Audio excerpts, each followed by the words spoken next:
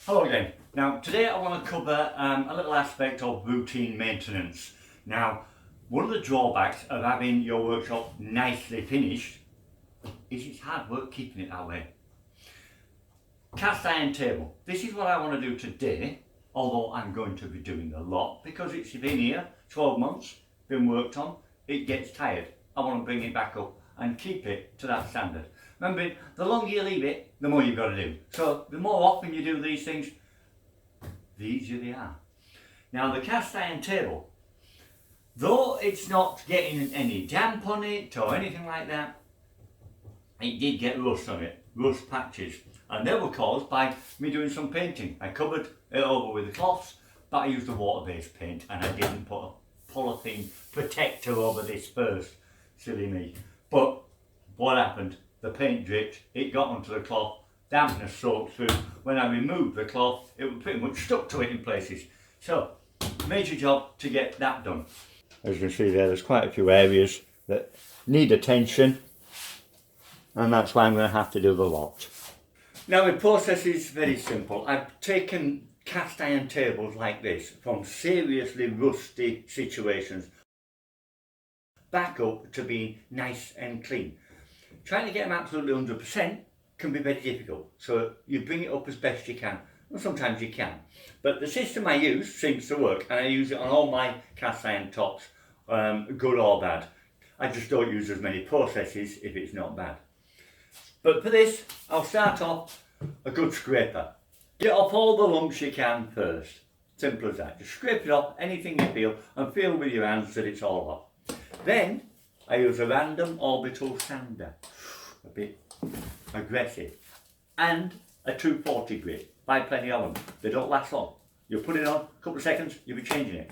They don't last long at all.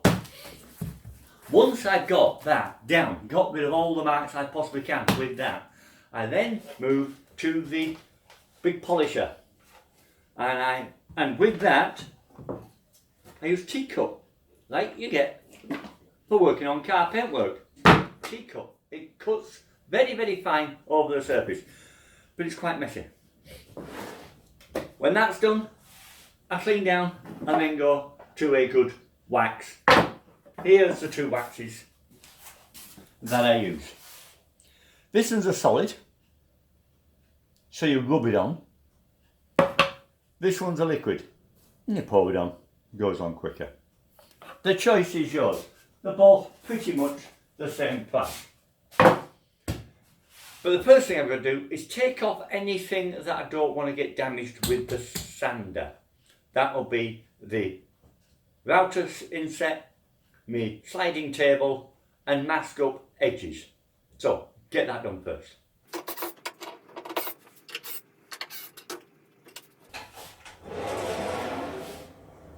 Now I don't want all the guns going in there either, so I will put a cloth in there to pack that up. I don't want my blade and everything all caked up with the guns.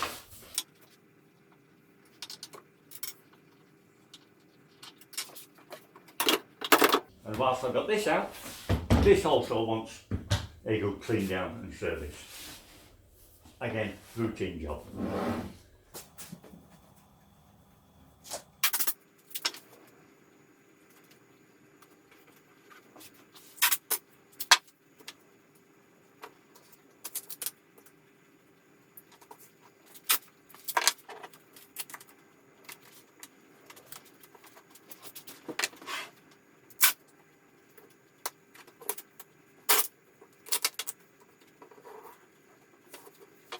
And that's enough masking.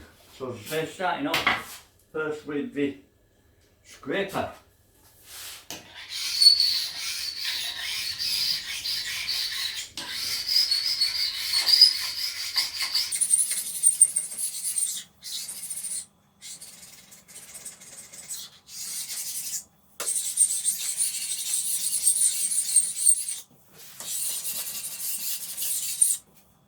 Next I'm going with the 240 grit paper.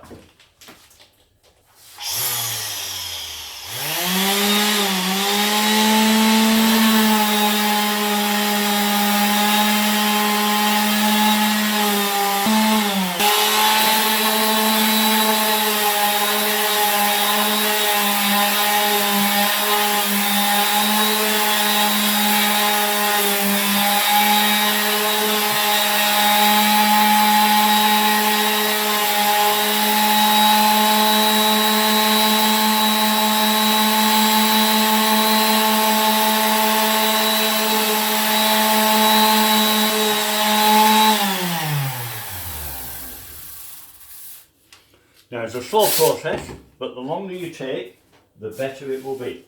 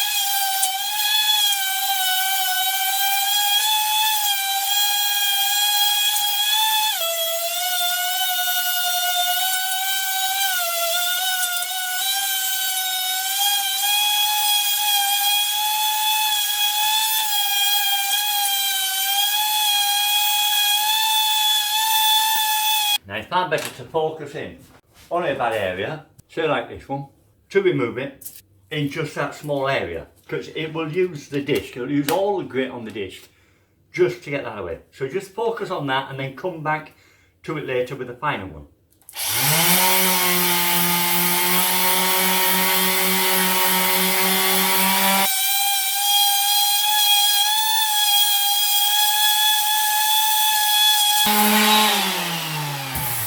See, that marker's gone now, but that disc is blunt.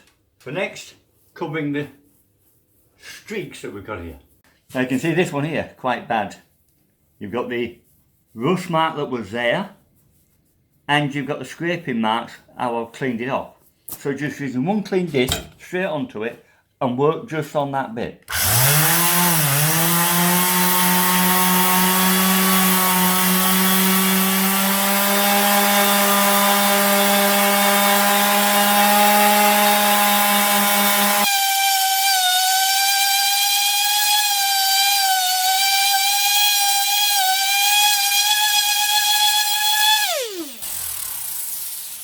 And there, it's gone.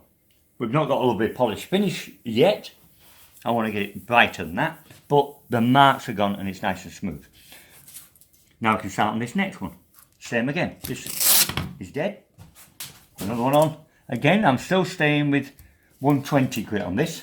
You don't want to go more than that. It takes too long to bring the marks back out that your disc is making. So just that, you see it's quite embedded. See if we can get rid of that.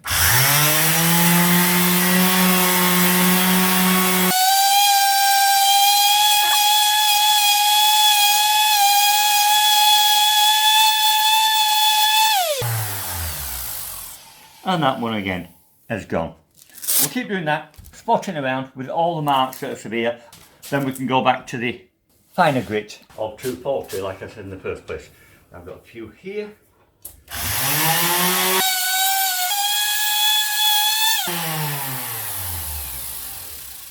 Okay, back to the 240, still doing the same again, just small areas at a time, and change the disc regular.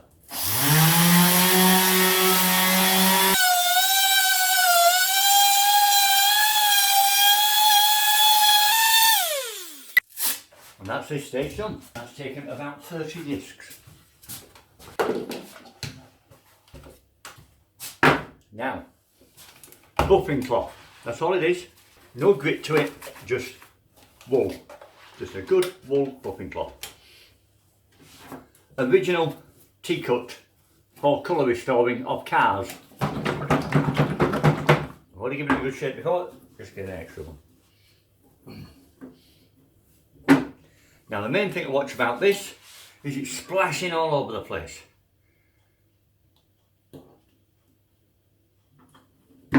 So just put enough on to soak into the pad each time, like so.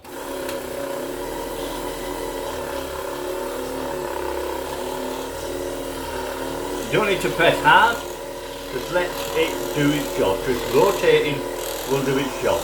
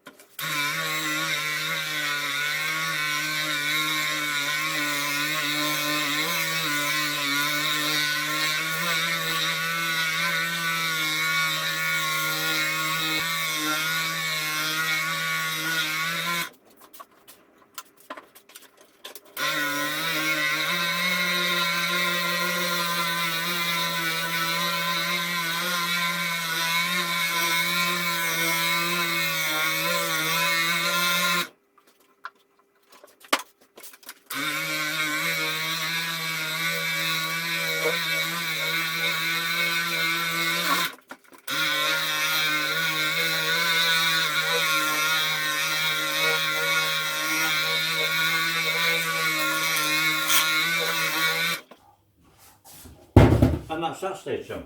Well, the next stage is to clean it all off. Just big rag of some sort, some sheet, which is perfect.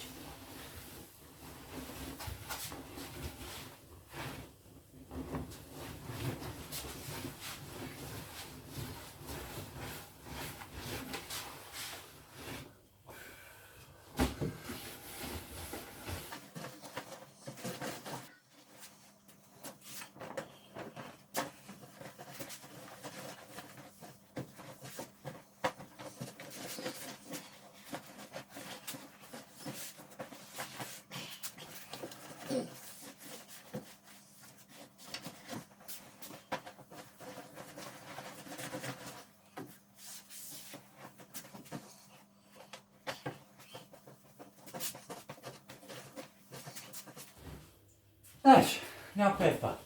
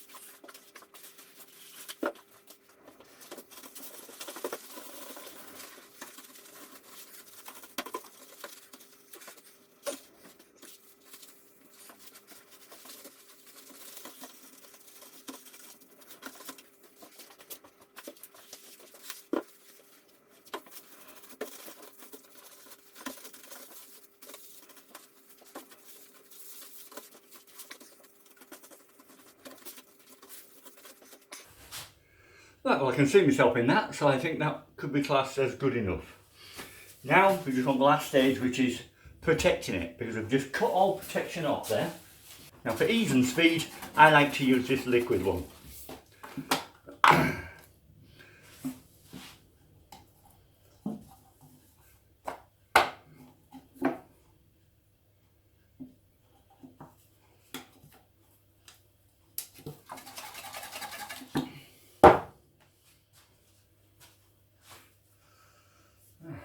Use this one, okay?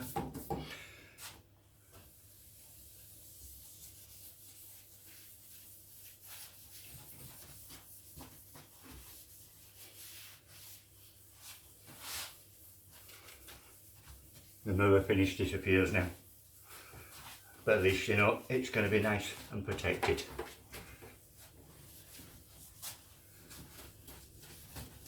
Make sure you get into all the grooves, so every bit of it's protected.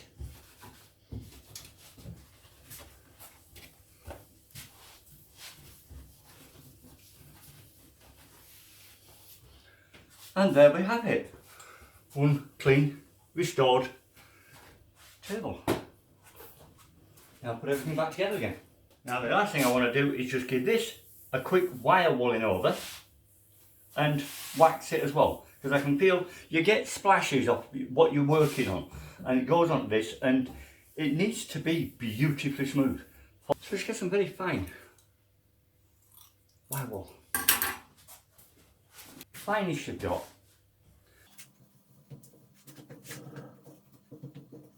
There we go. Doesn't need a lot. Now also I have to bear in mind this, because this is also cast iron. In there, which is pretty lungy, needs to be as smooth and as beautiful as that. Otherwise, it just grabs.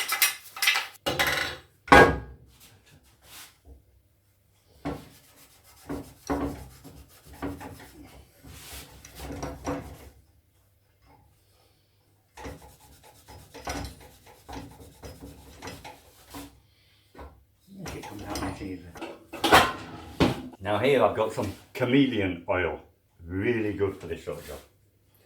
Got Axeman, so they've got it. It's not cheap though, so use it sparingly.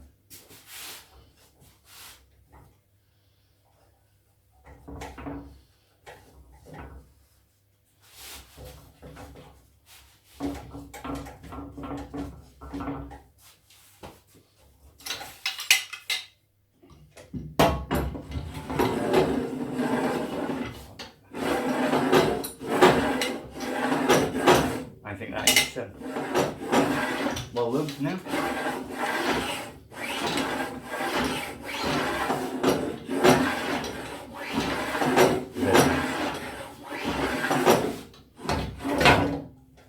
Okay, that can go there. So there we go. Now that's my way of restoring a cast iron tabletop. Now you've got to admit, looking at it, very little difference between that and a new one. A few scratches on the paint, but the top itself, absolutely pristine. Now I like to keep this greasy surface on them as much as you can, especially through winter, because you get a lot of dampness in the air, and that will just help protect it. When you're working, it does not affect your wood, not that type of wax. York Waxminster, they have all the waxes you need. It's a good place to go. It does not stain your wood, doesn't affect your wood, so you don't need to bother on that side of things. And it keeps things moving freely. If anything, it helps your wood move across the table a lot easier. Okay, right, well that's it. The next will be restoring the wooden tables back to what they was like last Christmas when I first did them. Very nice. Okay, right, well once again, thanks for watching, and I'll see you again next time. Bye for now.